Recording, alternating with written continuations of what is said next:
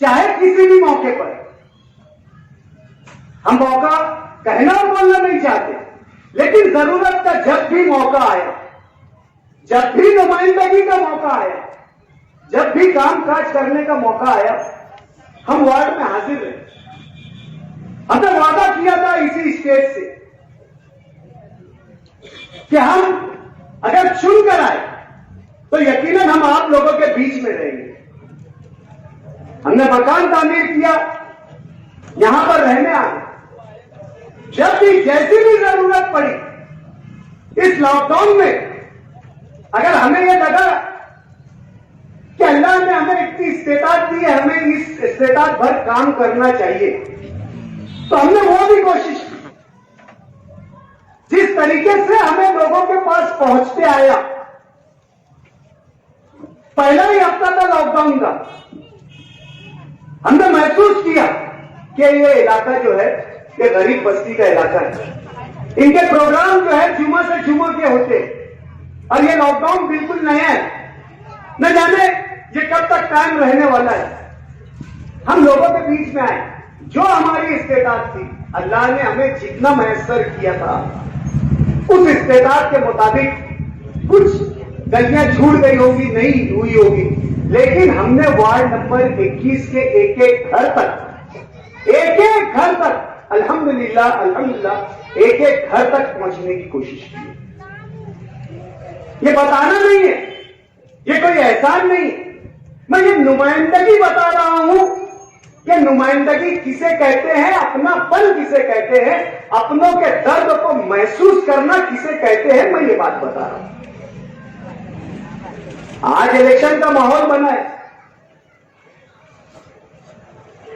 Ward number 21 के लिए जैसे राष्ट्रवादी बंबई से लाई गई है, ऐसा लग रहा है कि सिर्फ और सिर्फ गुरुवार वार्ड राष्ट्रवादी मालेगांव में कायम की गई है। जब से राष्ट्रवादी मालेगांव शहर में दोबारा मुतारिफ हुई है, उसके 70% प्रोग्राम वार्ड नंबर 18 और वार्ड नंबर 21 में रखे। वार्ड नंबर 18 में मजलिस के 2 कारपोरेटर है, वार्ड नंबर 21 में मजलिस के 4 कारपोरेटर है।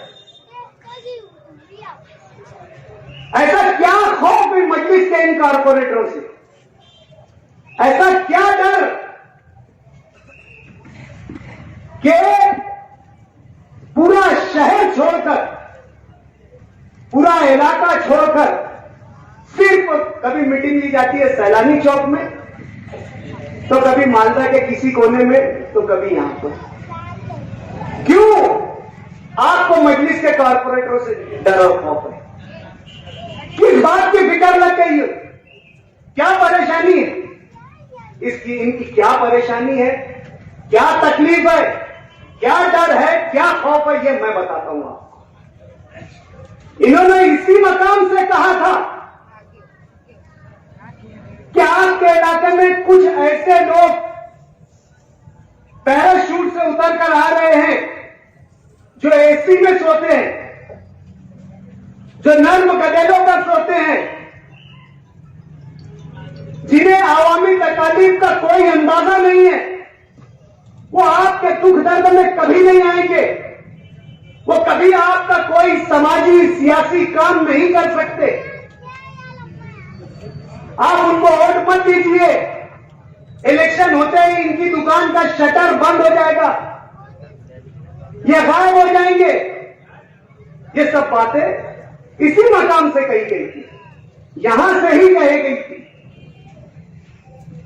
और आज आप देख रहे होंगे कि अल्हम्दुलिल्लाह कॉर्पोरेटर बनने के बाद इसी मुकाम पर हमारी 5वीं या 6ठी मीटिंग है, और मैं कम से कम सैकड़ों मरतबा गुलशेर नगर की गलियों में आ चुका हूं। मेरी नुमाइंदगी इनके मुंह पर सन्नाटेदार तमाचा है।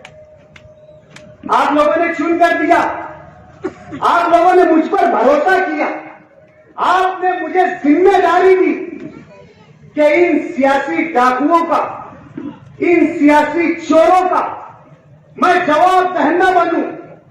मैं आप लोगों की तरफ से इनसे सवाल करूं, मैं इनसे पूछूं कि आप जो शहर में तामीर के नाम पर शहर में विकास के नाम पर, डेवलपमेंट के नाम पर जो आप आवामी खजाने पर डाका डाल रहे हो, जो आप लोगों को बेवकूफ बना रहे हो, जो आप लोगों की मेहनत से कमाई हुए पैसों के अदा करदा टैक्स को लूटने की जो कोशिश कर रहे हो, वो क्यों कर रहे हो?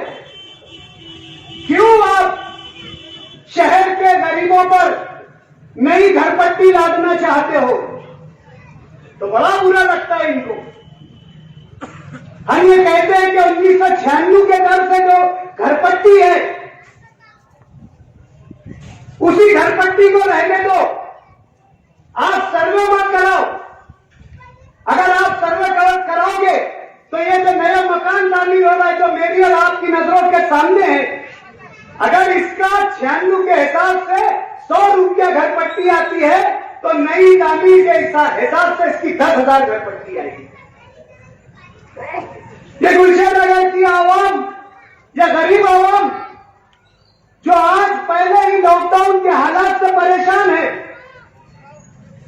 जो पहले ही रोजी रोजगार से परेशान है, जो इस शहर की वीर की हड्डी कही जाने वाली सिनक पावरलूम जो बल है, उसकी वजह से आज कई घरों में एक वक्त का चूल्हा नहीं चल पा रहा है। ऐसे लोगों से आप डाकाजनी करके उनके पैसे टैक्स के नाम पर लूट कर अपना घर भरना चाहते हो। अगर हम कॉर्पोरेशन के हॉल में खड़े होकर ये सवाल करते हैं कि आप शहर की आवाम पर जुल्म कर रहे हो, कमजोर आवाम पर जुल्म कर रहे हो, मजलूमों की हाय और बदुआ लेने का काम कर रहे हो, तो हम बुरे लग रहे होंगे। हम उनकी आंखों में कांटे की तरह चुभ रहे कि हम क्यों गरीबों की लड़ाई लड़ रहे, हम क्यों हक की लड़ाई लड़ रहे, क्यों हम की उनकी तकलीफों को पूरे लोगों के और शहर के सामने उजागर कर रहे हैं। हम अगर आपकी नुमाइंदगी कर रहे हैं तो ये उनको डर और खौफ हो गया कि उनके काले करतूत आवाम के सामने लाए जा रहे हैं। उनकी ओछी हरकतें बार बार आपके बीच में लाकर मैं बता रहा हूं, इससे उनको डर और खौफ पैदा हो रहा है। मैं उनसे पूछता हूं कि क्या जरूरत है अली अकबर हॉस्पिटल को तोड़कर बनाने की? आज मेरे वालिद जब बड़ी मेयर थे, उस वक्त हमारी जो नांदेड़ी स्कूल के प्रेमाइसेस में इहाते में जो हॉस्पिटल तामीर है, वो हमारी मां बहनों के लिए खोल दिया जाए। जब मैं कहता हूं कि वहां पर स्टाफ लाकर आप जो है प्राइमरी हेल्थ सेंटर कायम करो, आपको यहां की आवाम का दर्द नहीं मालूम। रात पैर पे जब इस इलाके की खवातीन जच्ची और डिलीवरी के मामला से परेशान होती है, जब उनके घर के मर्द चाहे ड्यूटी पर होते हैं या किसी वक्त घर पर नहीं होते हैं, और ऐसे हालात में जब उन्हें इस चीज की जरूरत होती है, तो हमारी घर की मां, उस लड़की की मां, उस लड़की की सास उसको लेकर बेतहाशा परेशानी के आलम में यहां से वहां तक भागती है। प्राइवेट में लेकर जाती है तो डॉक्टर अगर सीजर बोल देता है तो दवाखाना लेकर जाती है, वहां पर कहते हैं कि आज अली अकबर में डॉक्टर नहीं है, आप सिविल लेकर चले जाओ। सिविल लेकर जाते हैं तो वहां तो एक डॉक्टर पहले से ही खड़ा है ये बोलने के लिए कि आप इसे धुलिया लेकर चले जाओ। और ये सब तकालीफ हमारी गुरुवार वार्ड की माएं बहनें झेल रही है। आज सीजर के नाम पर एक डॉक्टर को 13,000 रुपया दे रहे हो, करोड़ों का बजट रख रहे हो सीजर के नाम पर, और मुश्किल से यहां पर सीजर होते। तो आप नांदेड़ी स्कूल का जो हॉस्पिटल है उसे एक सचकी हॉस्पिटल बनाइए, एक नर्सिंग होम बनाइए, तो उन्हें बुरा लगता है, उन्हें चिढ़ पैदा होती है कि मैं क्यों आवाम की राहत की बात कर रहा हूं। ये गुरुवार वार्ड के